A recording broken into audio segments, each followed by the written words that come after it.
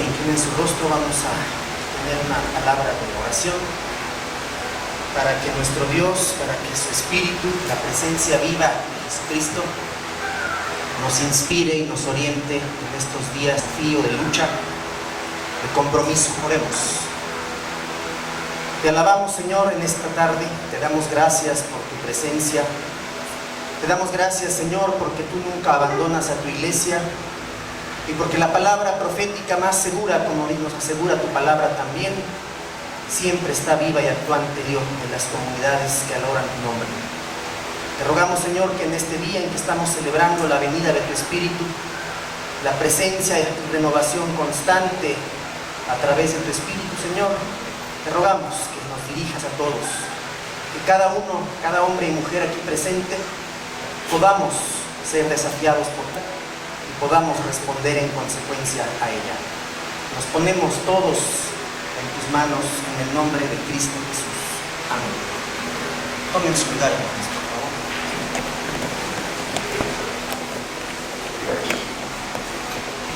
Debo agradecer en primer lugar la invitación para poder estar con ustedes en este día.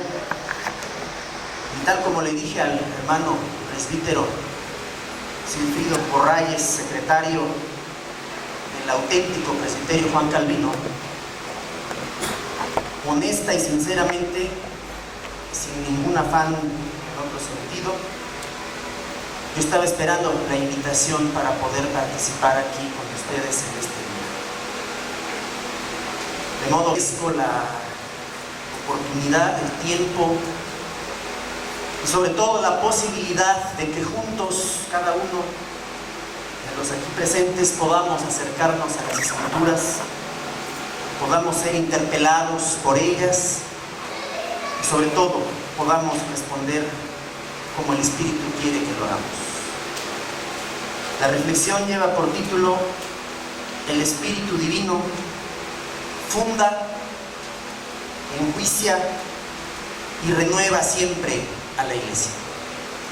El Espíritu Divino funda, enjuicia y renueva a la iglesia. En esos tres aspectos que aparecen enunciados en este título, queremos basar esta reflexión, que como ya se ha leído está tomada no solamente del fragmento del capítulo 2 de Apocalipsis que se leyó, sino prácticamente de los dos capítulos completos, porque como ustedes pueden ver en la portada del orden de culto, en la portada de la liturgia, ahí aparecen también 7 iglesias como las iglesias del Asia Menor. Una es congregación, va a ser la congregación que cerrará el círculo, que va a ser la octava iglesia. Me refiero a la iglesia, nombre también del libro de los Hechos, la iglesia Antioquía. Pero son 7 iglesias las que aparecen en el Asia Menor, y son 7 iglesias las que ahora conforman, como ya lo dije, al auténtico, al original presbiterio Juan Calvino. Les quiero leer, a comenzar, no abundar y no abusar del tiempo que está avanzado, unas palabras del hermano, el pastor presbiteriano brasileño Rubén Alves, quien dijo hace muchos años, estamos hablando de hace 30 años, en 1901, escribió lo siguiente acerca de la iglesia: soy protestante, pero usted ya debe haber percibido que mi amada, la iglesia, está ausente. Mi protestantismo es una nostalgia y una esperanza. Esta es la razón por la que siento una enorme necesidad de leer a los padres de la Reforma y una compulsión por oír el viento del Espíritu para ver dónde se puede soltar una cometa, un papalote, diríamos en México. Estamos, hermanas, en tiempos de celebración. 140, o en realidad más, de la presencia presbiteriana en este país. 65 años de institucionalización presbiteriana y en nuestro caso 23 de existencia. Hay además que la de hoy es una celebración alternativa, disidente, pues ya hace 3 meses que hubo otra avalada por la cúpula de la Iglesia Nacional Presbiteriana de México, aunque con un espíritu muy diferente al que nos reúne ahora.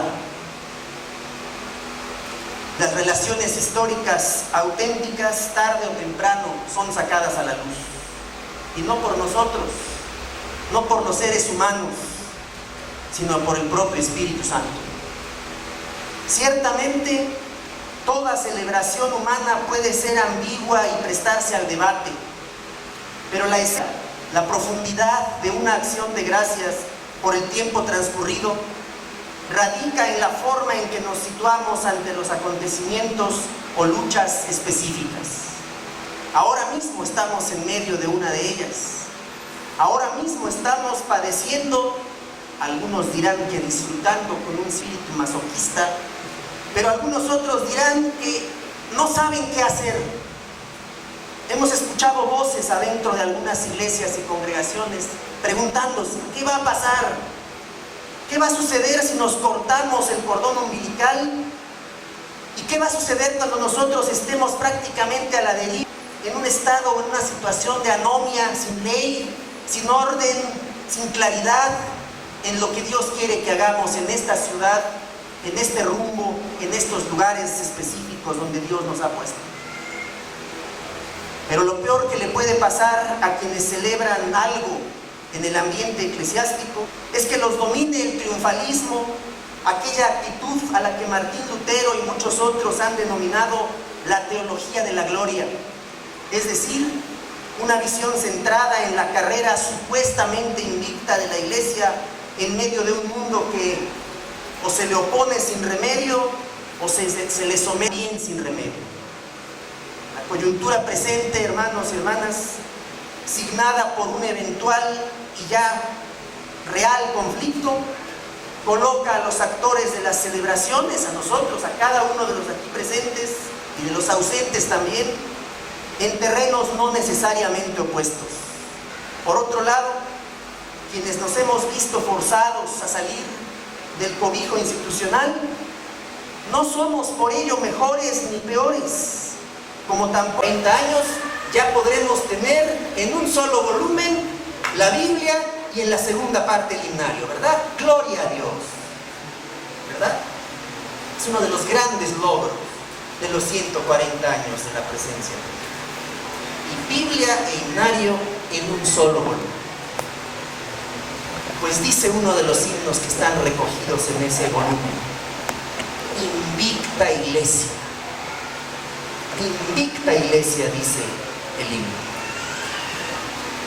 Cuando ese himno fue compuesto, cuando el reverendo autor de eso se refirió a la iglesia local que aparecía en el coro de ese himno y que ahora no aparece por razones obvias, la mentalidad que la iglesia había acumulado con los años, que todavía no eran ni siquiera 100, era precisamente el hecho de presentar todo como algo impecable, como algo perfecto. Y la idea de ser invictos, que ahora se usa para el terreno deportivo más que otra cosa, se le aplicaba a la iglesia en el sentido de lo que criticaba San Agustín. La iglesia es casta, sí, pero también tiene un lado oscuro, contradictorio, ambiguo. Hablando de la iglesia o de la eclesía como aspiración histórica y teológica, escribe lo siguiente otro de los grandes teólogos reformados del siglo XX, Emilio Brunner. Dice: la eclesia que hablan los apóstoles no era pues simplemente una teoría o un ideal brotando de la visión de Cristo. Era, sobre todo, la esfera de la nueva vida fundada en el hecho histórico de la redención por medio de Jesucristo y en su presencia efectiva y su como la cabeza viva del cuerpo. En otras palabras, dice Brunner, la redención de Jesucristo, la redención histórica llevada a cabo por la cruz de Jesucristo, pide que surja una iglesia. Hay una consecuencia comunitaria que brota de la cruz. La sangre de Jesucristo produce comunidad, siembra coloca en la tierra de la historia y del mundo la semilla de una comunidad nueva, de una comunidad libre, de una comunidad liberadora y sobre todo, en nuestro caso, necesariamente de una comunidad profética. No otra cosa encontramos en los capítulos 2 y 3 del Apocalipsis, no otra cosa. Encontramos señalamientos directos, concretos, claros, sobre aquellas cosas que las 7 iglesias menor hacían bien, ¿cierto? Hay un reconocimiento honesto, transparente, espiritual, como debe ser, de aquellas cosas que las iglesias habían hecho y hacían bien. Se reconoce la fidelidad, se reconoce la constancia, se reconoce en una iglesia el ímpetu para denunciar tendencias heréticas adentro de ella misma.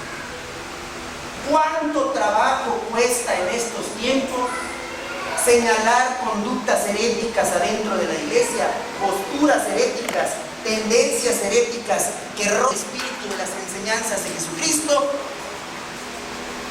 y salir bien o salir airosos de ese señalamiento o de esos cuestionamientos?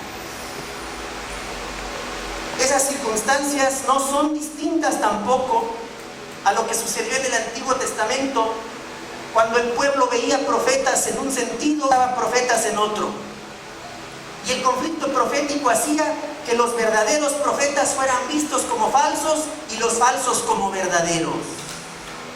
Y únicamente hasta que pasaba el tiempo, hasta que pasaban décadas e incluso siglos, era posible reconocer quién era el verdadero y quién era el falso. El caso de Jeremías es ejemplar. Jeremías es visto como un falso profeta y hoy, siglos después, es un paradigma, es un modelo de profetismo sensible, auténtico, de la raíz del pueblo, de más necesitada. Cuando Jeremías, por ejemplo, contempla los casos de canibalismo en el sitio de Jerusalén, cuando padres y madres no tenían más remedio que comerse a sus propios hijos. El Espíritu, hermanos y hermanas, fundó la iglesia de condiciones adversas para la comprensión de su intervención en la dinámica del pueblo de la alianza y de una cadena de oposiciones que, al menos en las comunidades del cuarto evangelio, las comunidades que llevan el nombre del discípulo amado, se resolvieron mediante una actitud de testimonio crítico ante las demás manifestaciones del cristianismo dentro y fuera de Palestina. Para ganarse un lugar como comunidades del Espíritu, estas iglesias, las iglesias que seguían la tradición del discípulo amado, debieron diferenciarse dentro y fuera de los demás grupos cristianos. Esa es la razón, hermanos, por la cual la intensidad con que el Espíritu se dirige a las comunidades de estos 7 lugares de Asia Menor, comunidades de resistencia, comunidades proféticas, sucede todo esto para considerar su presencia y actuación en vistas de su papel. Hablamos del Espíritu siempre de suscitador de las mismas. El que funda la iglesia la sostiene. El que es la razón de ser de las comunidades está atento a lo que ellas hacen. El trasfondo del culto imperial romano hacía particularmente difícil su existencia como comunidades alternativas, porque todas estas comunidades afirmaban tajantemente que solo Jesucristo era el Señor, que el César no tenía una función similar a la de Cristo mismo. Y eso, por supuesto, colocaba a la iglesia menor en una posición no solamente difícil, sino peligrosa, riesgosa e incluso ante los riesgos de muerte. El Espíritu de Cristo, hermanos y hermanas, es el que funda la iglesia y que mantiene viva su presencia en la comunidad. Número 2, el Espíritu enjuicia la vida de la iglesia. Ya lo hemos mencionado. Las cartas a las comunidades de Apocalipsis 2 y 3 son la respuesta del Espíritu a la situación de cada uno. Y son dirigidas a una iglesia específica con su nombre, con su referencia geográfica, su referencia política y cultural, pues luego de ser entregado el mensaje a cada iglesia, cada carta dirigida tiene contornos universales y todas concluyen diciendo algo así como: escucha lo que el Espíritu dice a las iglesias. Te lo digo a ti, Éfeso, para que lo escuches, Tiatira. Te lo digo a ti, Tiatira, para que lo escuches, Pérgamo. Te lo digo a ti, Pérgamo, para que escuches, Esmirna. ¿Dónde están los hermanos de Esmirna de Cuernavaca? Ya están atrás. Esmirna no tiene problemas con su nombre. Esmirna es Esmirna, doblemente parte de esta celebración de la venida del Espíritu. Habrá que preguntarle a las demás iglesias con qué iglesia se identifica, y ahí vienen los problemas. Esmirna ya no tiene dificultades. Antioquía espera su turno. Tampoco estaba en el Asia Menor. Ya se salvan un poco. Pero las demás iglesias no. Escribe, escucha, le dice, escribe al ángel de la iglesia en Texcoco. Escribe al ángel de la iglesia en Olivar del Conde. Escribe al ángel de la iglesia en la colonia Romero Rubio. Escribe al ángel de la iglesia de... ¿Cuál me falta? La Alpizagua. ¿Qué otra? Getsemaní de Coyoacán, que también en el nombre lleva la penitencia. También. En fin, la actualización de la voz del Espíritu de las iglesias hoy es una tarea que no le corresponde más que a cada comunidad por separado, pero después por el fluido, por la intención, por el estímulo constante del Espíritu, también corresponde al resto del grupo.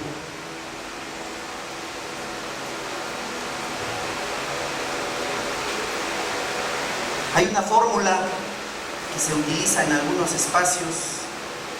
No es una fórmula matemática, ni mucho menos, es una fórmula más bien humana, más bien de fraternidad, más bien es una especie de SOS, ¿no? Salven nuestras almas.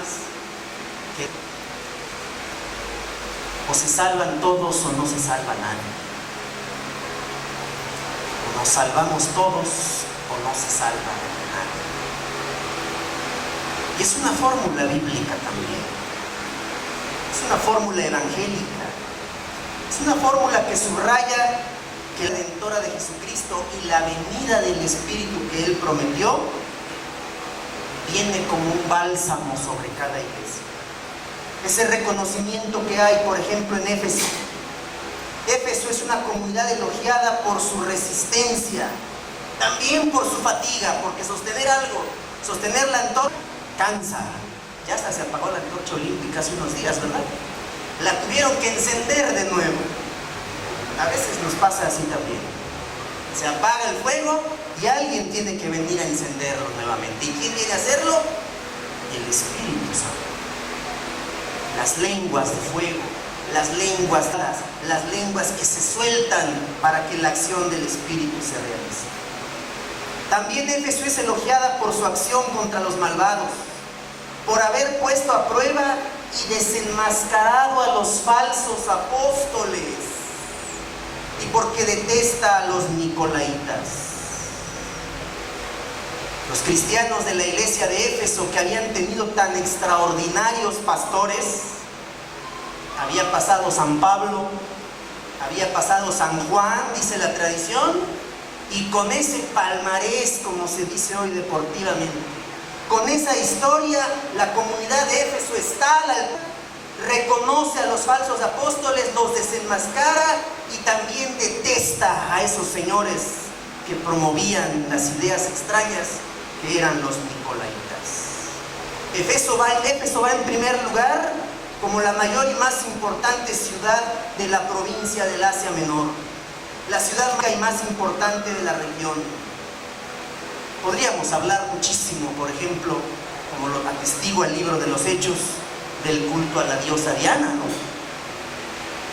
Diana de los Efesios, que era el gran orgullo de la ciudad de Éfeso. Diana era la Virgen de Guadalupe de los Efesios, el centro ceremonial por excelencia, y era el gran orgullo de esa ciudad. Pues bien, a Éfeso le dice el Espíritu, versículo 5 del capítulo 2: recuerda por tanto de dónde has caído y arrepiéntete. Haz las primeras obras, las que hiciste en 1988, las que hiciste en 1989, las que hiciste en 1991, en 1993, en 1995, en 2004, en 2010, en 2011, y la memoria entonces tiene que funcionar y responderle al Espíritu: sí, Señor, quiero hacer otra vez las obras que hice antes. Porque si no, dice el Espíritu, si no lo haces así, vendré pronto a ti y quitaré tu candelero de su lugar si no te hubieres arrepentido. No vamos a revisar la iglesia, no se espanten, el tiempo no nos alcanza. Pero aquí viene la otra pregunta crítica y autocrítica, sobre todo para nosotros hoy, que además es histórica.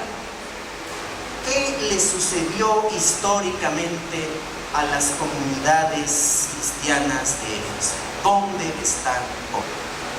¿Sobrevivieron al siglo XX? ¿Sobrevivieron al siglo XXI? No sobrevivieron. En algo que puede parecer un comercial, y lo es, yo les quiero sugerir a todos ustedes la lectura del diario a la carta a los Efesios de nuestro hermano Mariano Ávila Arteaga. No se lo pierdan.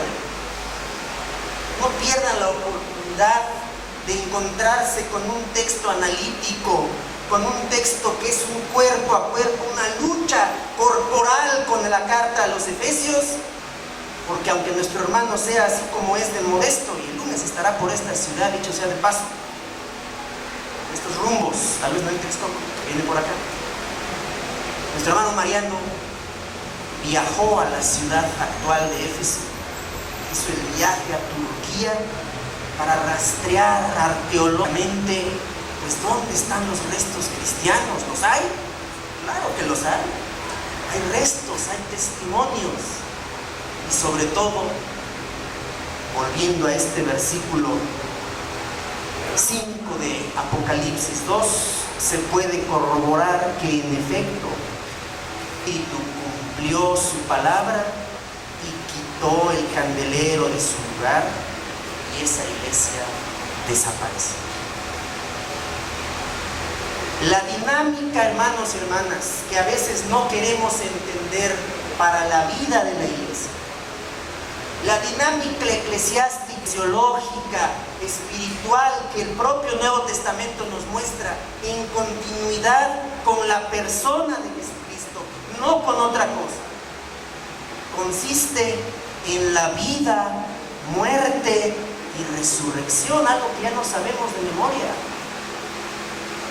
La iglesia nace, la iglesia vive, pero la iglesia puede morir. ¿Y dónde están los hermanos de Peniel? Levanten su mano. Levanten su mano. ¿Cómo se llamaba la iglesia que antes estaba en ese lugar, hermano? Fuerte. Resurrección. En su nombre llevaba evidencia esa iglesia. ¿Qué pasó con ella? ¿Dónde está? ¿Existe? No existe. Pero en ese lugar, gracias a Dios, gracias a la obra del Espíritu, hoy se alaba y se predica otra vez. Porque eso es lo que nos cuesta entender. Joven, en alguna oportunidad, en una celebración esas mayoritarias, fabulosas, del esfuerzo cristiano, reunida precisamente allí en la iglesia Peniel, allí se preguntó quiénes son los hermanos que eran de la iglesia Resurrección. Se levantaron al Leopoldo, invocado por él. Se levantó nuestro hermano Leopoldo López, y el presbítero entonces ya Leopoldo López estaba llorando, porque se acordó de su iglesia, se acordó de dónde creció, se acordó qué hacían ahí, se acordó de los pastores, don Manuel Padrón. Porque la iglesia si nació, si vivió, dice el Nuevo Testamento a grandes rasgos, tiene que morir. Porque si no muere la iglesia, hermanos, no hay resurrección. Hace algunos años, ustedes quizá deben recordar, año 97, 98 para mejores fechas, asesinan en Guatemala al obispo Gerardi. Algunos se han de acordar. Lo asesinan, igual que asesinaron a Monseñor Romero. Un hombre que luchó por la justicia, por los humanos, por la igualdad, etc. Un gran luchador social de inspiración cristiana como obispo profético. La noticia corre como reguero de pólvora por toda Centroamérica y a una persona le llega eso al corazón, a muchas claro, en su país sobre todo, pero a una persona, Francisco Mena, profesor de Biblia, estudioso profundo de la Biblia, le llega el golpe al corazón y escribe y dice, como protesta, como un grito, como una explosión de su persona y de su fe, dice: hoy no quiero que me hablen de resurrección. Poema desgarrador. Hoy no quiero. Hoy quiero morir profundamente. Hoy quiero paladear el sabor de la tierra. Hoy quiero saber qué es estar como Jesús en el infierno, en el inframundo. No me hablen hoy de resurrección. ¿Eso lo puede decir un cristiano? Un creyente fiel lo puede decir. En una iglesia como la nuestra, si alguien escribe o predica eso, está fuera de la iglesia. Porque la iglesia tiene que aprender a morir, hermano. Hace falta aprender a paladear la tragedia de Jesús en la cruz y a saber que las iglesias pueden y deben morir, porque si no, no hay promesa de resurrección. Porque si no, la resurrección no se puede entender. Por eso el Viernes Santo, ¿qué hacemos cuando termina el culto de crucifixión? Salimos en silencio, vestimos de luto inclusive, porque Jesús entra al inframundo, entra a la tierra, entra al lugar de la ausencia, al lugar de nadie, a paladear. Vestiduras blancas para vestirte. ¿Qué representa la blancura? La pureza, la transparencia, la capacidad de estar delante de Dios sin nada de qué avergonzarnos. Son las vestiduras blancas que aparecen en todo el Apocalipsis, porque ese es el vestido de toda la comunión de los santos. ¿Saben cómo nos vamos a vestir en la presencia de Dios en su reino? De blanco. Vestiduras blancas, transparentes, puras, bellas. Pero dice, no las vayas a comprar a las tiendas El General. No las compres ahí en las tiendas, cómpramelas a mí. ¿A quién le quieres comprar esas vestiduras? ¿A la chequera que traes? ¿Al coche que traes? ¿A la tradición que traes? Hace unos 20 años, justo cuando estaban por artículos de la Constitución en materia religiosa, se presentó a uno de esos debates, un 5 de febrero, día simbólico por supuesto, se presenta uno de los descendientes de don Eleazar Z. Pérez, abogado, especialista en temas constitucionales.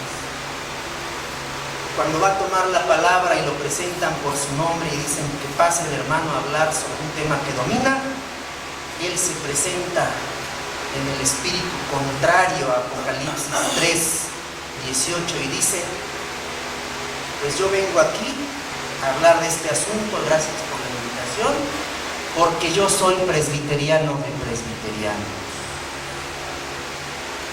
Yo sí soy presbiteriano y no baratijas como los demás. Aquí hay descendientes espirituales de nuestro hermano Juan Amador, ¿verdad? ¿Sí o no? 1857, su discurso sobre la Constitución recientemente promulgada ese mismo año.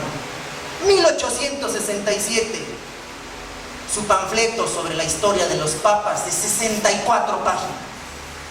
¿Aquí hay descendientes de Arcadio Morales espirituales? Ya nadie dijo amén. Pues todos somos descendientes espirituales de Arcadio Morales y de Eleazar Z. Pérez también, y del doctor Malek Prebos, y de toda la playa de grandes nombres, de grandes paladines de la fe protestante y presbiteriana en este país. Somos descendientes espirituales, pero eso delante del Espíritu, ¿qué cosa es? No es nada. Es parte de la obra de Dios en la historia, claro que sí. Y haríamos mal en no reconocerlo. Por eso, hermanos, no estamos cumpliendo 140 años como Iglesia Nacional de México, no. Cuando menos, estamos cumpliendo más de 150 por la presencia, por la actividad, por la obra, por el esfuerzo de aquellos pioneros de la Iglesia Presbiteriana en México.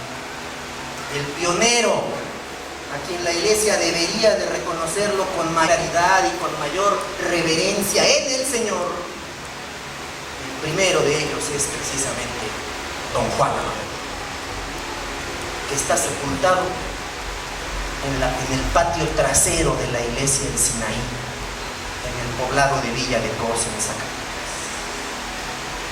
Y todavía más, hermanos, para que la cuña apriete tiene que oler, tiene que llegar hasta el fondo, tiene que llegar hasta lo más profundo. El libro de los 50 años del primer sínodo, realizado en 1951, pero publicado 5 años después, hace una cronología de los grandes momentos de la historia presbiteriana, año por año, desde 1872 o un poco atrás. Y cuando llega al año de 1869, se detiene y la entrada dice: en este año surge una iglesia en el estado de Zacatecas. Se organiza su labor, pero no sabemos quién la comenzó. Eso dice el libro de las bodas de oro del primer sínodo de la iglesia. Una cosa no choca con la otra. No podemos hablar de un orgullo, ni debemos hablar de un orgullo presbiteriano. La obra de Dios realizada a través de las personas no debe despreciarse. Cada uno de nosotros, que nuestros nombres no aparecerán jamás en los libros de historia de la iglesia, no importa. En el libro de Dios estamos todos. Eso ya es un alivio y un descanso, pero sobre todo una promesa por parte de Dios. Concluyamos entonces. Termina el versículo 8 diciendo: unge tus ojos con colirio e hielo.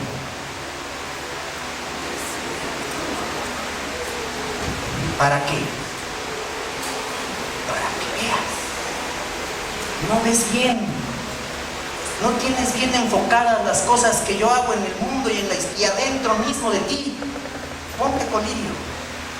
Te hace falta un poquito de colirio para que afines la vista, para que enfoques adecuadamente y sepas lo que yo quiero de ti, lo que yo espero de ti y cómo quiero renovarte. Dentro de un momento, con el tiempo así muerto que tenemos, todavía se va a leer un poco de la reseña de la iglesia. O igual mejor se los mandas por correo electrónico. Pero que todo el mundo conozca esa reseña, que además está completa en el blog de la Iglesia Presbiteriana de Cristo. Entonces, igual se podría ahorrar esa cosa. Cuando se lea esa reseña, encontraremos, por ejemplo, la referencia de algunas iglesias que pareció que su cautiverio babilónico había terminado.